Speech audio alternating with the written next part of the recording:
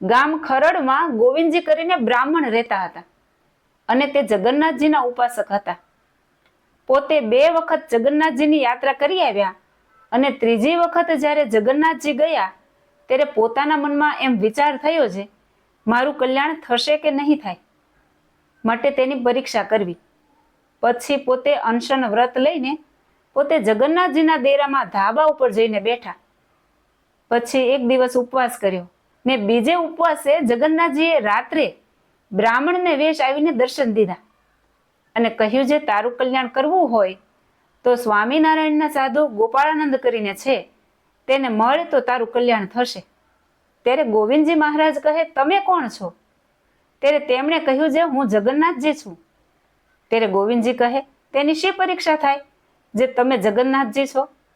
ત્યારે જગન્નાથજી કહે, આ કાષ્ટની મૂર્તિમાં હું પ્રવેશ કરું તો તું એમ જાણજે જે હું જગન્નાથજી છું અને હું અને ગોપાળાનંદ જુદા નથી. વળી તું ગોપાળાનંદ સ્વામી પાસે જા અને તને એમ કહે છે, તારું જગન્નાથજીએ કલ્યાણ ન કર્યું અને મારી પાસે મોકલ્યો એમ કહે તો તું જાણજે જે અમે બંને એક છીએ.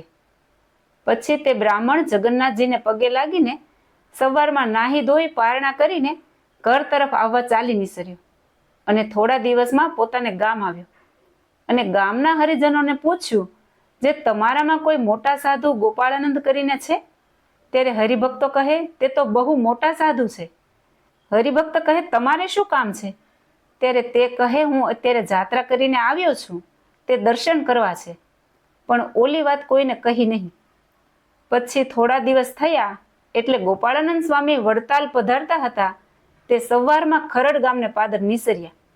પછી ઘણા હરિજન સ્વામીના દર્શન કરવા પાદર ગયા, પણ ગોવિંદજી મહારાજને કોઈએ ખબર આપ્યા નહીં. અને ગોવિંદજી મહારાજે હરિજનોને કહેલ, જે સ્વામી જ્યારે આવે ત્યારે મને ખબર કરજો. પછી સૌ હરિજનો પ્રેમમાં ભૂલી ગયા ને સૌ વળાવીને જ્યારે પાછા ગામમાં આવ્યા ત્યારે ગોવિંદજી મહારાજને ખબર પડ્યા જે ગોપાળાનંદ સ્વામી ગામને પાદર આવ્યા છે. તે પછી તેણે સૌ હરિભક્તને ઠપકો દીધો, જે ભલા માણસો, મેં તમને કીધેલ હતું અને મને ખબર કેમ ન કર્યા? ત્યારે હરિજનો કહે, અમે ભૂલી ગયા છીએ, પણ તમારે દર્શન કરવા હોય તો હજી ગામને પાદર ચાલ્યા જાય છે. પછી પોતાના ભત્રીજા બહેચર દવે તથા દામોદર દવે બંને જણાનો હાથ ઝાલીને પોતે સ્વામીના દર્શન કરવા ચાલી નીકળ્યા અને ગામ બહાર જઈને બૂમ પાડી છે, એ ગોપાળાનંદ ઊભો રહે, ગોપાળાનંદ ઊભો રહે, એમ 2-4 વખત ઊંચે સ્વરે સાદ કર્યો. ત્યારે બોટાદના ભગા શેઠ ગાડીમાં સ્વામી પાસે બેઠા હતા. તેમણે સ્વામીને કહ્યું, જે સ્વામી, કોઈક ડોસો સાદ પાડતો આવે છે. ત્યારે સ્વામી કહે, હાંકો ગાડી, એ તો આફુરો આવશે, એ તો 3 વખત જગન્નાથપુરી જઈ આવ્યો છે. પછી ઉગમણે પાદર સ્વામીએ ગાડી ઊભી રખાવી. પછી ત્યાં ગોવિંદજી મહારાજે જઈને સ્વામીના ચરણારવિંદ ઝાલ્યા. પછી સ્વામી બોલ્યા, જે ગોવિંદજી મહારાજ, તમારું જગન્નાથજીએ કલ્યાણ ન કર્યું તે મારી પાસે મોકલ્યા. ત્યારે ગોવિંદજી મહારાજ કહે, તું ને જગન્નાથજી જુદા નથી. સ્વામી કહે, હું તો જગન્નાથજીનો દાસ છું.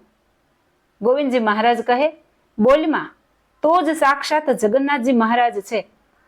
તે સાંભળી ભગો શેઠ તે બ્રાહ્મણ સામું જોઈ રહ્યા, જે આ શું બોલે છે? પછી સ્વામી કહે, દેવ, સ્વામિનારાયણ, સ્વામિનારાયણ એમ કહીને 5 માળા ફેરવજો. ત્યારે તે બોલ્યો, જે હું સ્વામિનારાયણને ઓળખતો નથી, હું તો તમને ઓળખું છું, તે તારું ભજન કરીશ. પછી સ્વામી કહે, મારું ભજન થાય નહીં. પછી તેણે સ્વામીને હાથે નિયમ ધાર્યા અને ઘરે ગયો અને નિત્ય ગોપાળાનંદ, ગોપાળાનંદ એવા નામની 5 માળા ફેરવતો. પછી જ્યારે તેનો દેહ મેળવાનો વખત થયો ત્યારે તેના સંબંધીઓએ ભોંય લેવા તૈયારી કરી. ત્યારે ગોવિંદજી દવે બોલ્યા, જે છોકરાઓ, હજી વાર છે, હજી મારો ગોપાળાનંદ આવ્યો નથી. પછી ઘડીક થયું એટલે સ્વામીએ દર્શન દીધા. ત્યારે ગોવિંદજી મહારાજે સૌને કહ્યું, જે છોકરાઓ, ઘીનો દીવો કરો અને આ મારો ગોપાળાનંદ આવ્યો છે. એમ કહીને બોલ્યો, જે ભલે ગોપાળાનંદ, ભલે આવ્યો ખરો. એમ વાત કહીને પોતાના સંબંધીને કહ્યું છે, સૌ ગોપાળાનંદ, ગોપાળાનંદ એમ ભજન કરજો અને હું ભગવાનના ધામમાં જાઉં છું. જય શ્રી સ્વામિનારાયણ.